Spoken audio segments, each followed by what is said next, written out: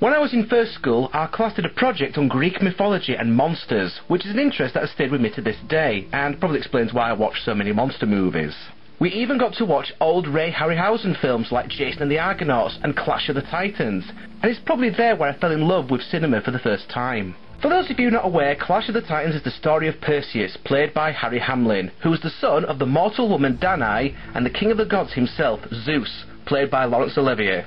Now just take a look at this guy. He's the big cheese of Mount Olympus, there's no doubt of that. I mean, just look at that throne, with the golden statues and the blue lights swirling behind him. I think it's accurate to say that Zeus is pretty full of himself.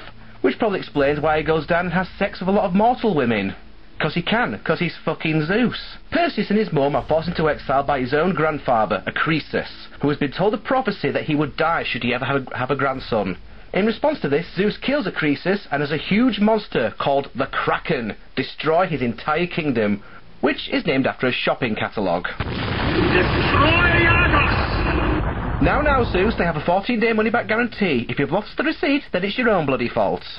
So, you're probably wondering just how Zeus kills those people on Earth who piss him off. Well, I'll tell you. It's because Zeus has the biggest collection of action figures on Mount Olympus. Each one is a representation of a human on Earth, so if one of them displeases the big Z-Man, he just crushes them in his bare hands. Now, this particular element is not going to be present in the remake, and I do think that is a mistake, to be honest with you. After ensuring that Danae and her child are safe on an island somewhere, and yes, that is full frontal nudity that you've seen in the kids' film, Zeus takes revenge on Calibos, the son of the sea goddess Thetis, who's played by Maggie Smith. Although I should point out that Thetis isn't actually part of Greek mythology, it's actually Roman, by turning him into a mortal mockery, as he puts it. So, what did Calibos do that got him turned into a goat? Because he's hunted down and killed just about every living thing he's come across, including Zeus's entire herd of flying horses, leaving only one survivor, Pegasus. To get even, Thetis takes Perseus from his peaceful island home and drops him in the city of Joppa, where she's worshipped as the patron goddess. It's there where Perseus meets the scholar Ammon, who becomes his mentor. Ammon is played by the late great Burgess Meredith, who you may also remember as Rocky Balboa's trainer, Mickey, in the Rocky movies.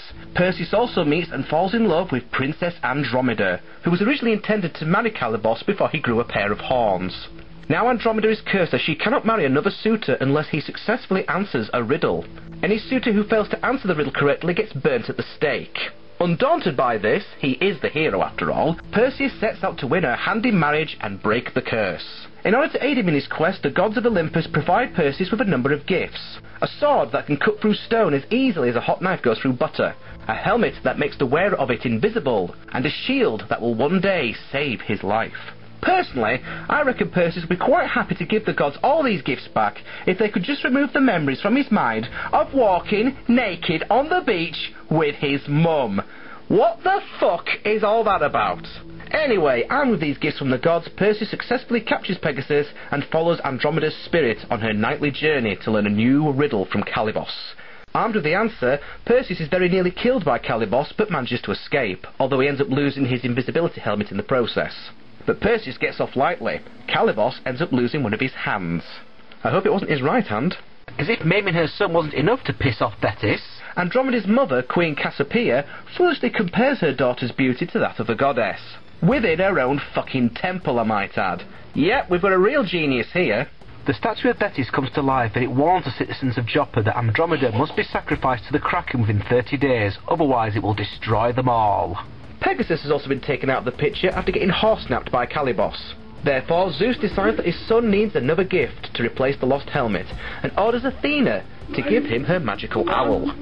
Athena's not too keen on the idea, as she pretty much tells Zeus to go fuck himself. So, instead they end up building a robot replica to send to him instead. What, you didn't think there were robots in Greek mythology? Well, neither did I, to be honest.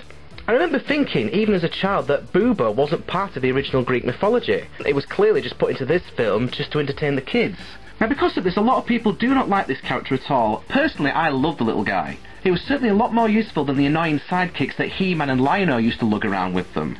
Bubo only communicates with people through a series of whistles, beeps and clicks, leading many to compare him to R2-D2. Also, just like Luke Skywalker can understand anything that R2 says, Perseus can understand anything from the noises that Bubo makes. And for the record, Bubo was created before Star Wars. So who's copying who, Mr. Lucas? Bubo leads Perseus to the Stygian witches. 3 crazy old bats with incredible knowledge, but completely blind unless they have their magical eye. Unfortunately for them, they only have one eye to share between the 3 of them, so they have to take turns in using it. With the help of Bubo, Perseus is able to steal the eye from them and will only give it back if they tell him how to kill the Kraken. They tell him he must show the head of Medusa to the Kraken, for it is the only way it can be killed. One titan against another, hence the title of the film. Once a beautiful woman, Medusa had been punished by the goddess of love, Aphrodite, after she had sex with Poseidon in one of her temples. You know, if some of these gods actually kept their dick in their pants once in a while, it would save them so much trouble in the long run. Now transformed into a horrible monster, Medusa's gaze will turn any living creature to stone, including the Kraken. Medusa now lives at the very edge of the underworld, on the Isle of the Dead, which sounds like a great title for a zombie movie. Just going back to the witches for a minute, what is amazing is that they're apparently able to get someone stupid enough to end up in their cooking pots to make a big human stew. If you get yourself overpowered by 3 crazy, blind old women, I think you deserve to be boiled alive in a stew. In order to get to the Isle of the Dead, Perseus and his group have to travel across the River Styx, and there is only one person who can get them there, Charon, the ferryman. Perseus blows into a horn to call the ferryman, and sure enough, like a ghost, Charon appears through the fog. To hell with all this CGI business. When it's done right, all you need is a skeleton in a cloak and hood, and you've got one scary motherfucking monster. He actually looks like he's smiling to Perseus when they finally reach the island. He probably knew they were going to fight some monsters soon, and this is him saying, "Well, you fucked now, bye!"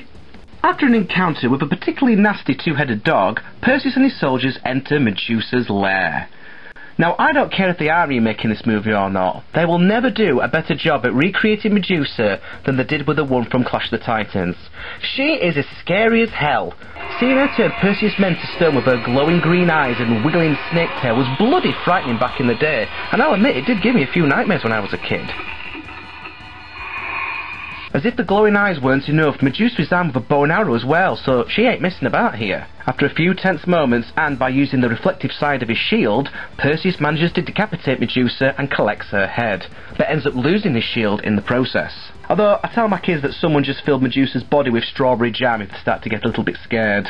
Perseus and his surviving men return to camp for the night, but then Goat Boy Calibos decides to pay them a visit. Calibos stabs the cloak carrying Medusa's head, causing her super thick jam-like blood to spill and spawn giant scorpions. Okay, that was pretty random. Between Calibos and the scorpions, the rest of Perseus' men are killed off, one of whom ends up getting nailed right in the chest by a scorpion. Ouch.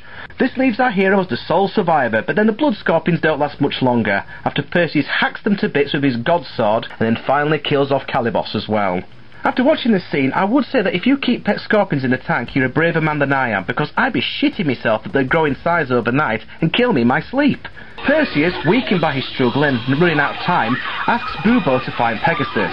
This is where the little cyborg owl really comes into his own here, as not only does he find the winged stallion and free him, he also manages to scare off Calibos's mutant vulture and destroys the camp as well. You never saw fucking Orko do anything like that, did you? Meanwhile, back on Mount Olympus, the 30 days are up, and the Kraken is released. And it's here that we get to see our first look at the big guy. Now, like Thetis, the Kraken isn't actually part of Greek mythology, he's actually part of Scandinavian mythology. Now, whilst most films would depict the Kraken as being a squid-like creature, like in parts of the Caribbean, in this film, the Kraken looks more like the creature from the Black Lagoon, after a heavy diet of steroids and Miracle-Gro. Now, it does seem as if he's big and tough and indestructible, but he didn't reckon on one thing, and that's Bubo the Owl. Just as Andromeda is about to be sacrificed to the Kraken, Bubo shows up and has a go at the big scaly bastard with a bit of "come and have a go if you think you're hard enough" type posturing. This manages to distract the Kraken long enough for Perseus to fly back to Joppa on Pegasus. Although, just how big and bad is a monster anyway, if a tiny robotic owl can keep him distracted for about 10 minutes? Anyway, despite getting knocked into the ocean, Perseus manages to retrieve the head of Medusa and uses it to turn the Kraken into stone, which eventually crumbles into pieces and collapses into the sea. And that's it, the end. Perseus and Andromeda go on to marry, rule wisely, have kids, and everyone lives happily ever after. Apart from the 2 titans mentioned in the title, of course, because they're both fucking dead. The other gods are forbidden to pursue any vengeance against them, and in addition, the likeness of Perseus, Andromeda and Pegasus are set amongst the stars and constellations to forever remind mankind of the values of heroism and bravery. In conclusion, this still remains one of my most favourite films, and it's the perfect movie to put on and watch on a rainy Sunday afternoon with the kids. This is a movie that should be in everyone's DVD collection, or at least have it recorded off television.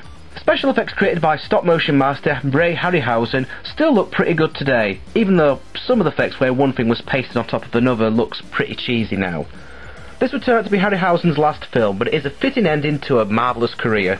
This remains one of the finest adventures ever put together. If you don't already own it, do yourself a favour and pick up a copy as soon as you can. Oh, and another thing worth mentioning as well is that Harry Hamlin would play the part of Perseus many years later in God of War 2, which was a nice little touch there, I thought. Ghost of Sparta. Clash of the Titans is a truly entertaining movie filled with lots of stop-motion action, lots of adventure, lots of thrills, chills, lots of excitement, lots of cyborg owls, okay, one, and quite a surprising amount of gore and nudity for a kids' film.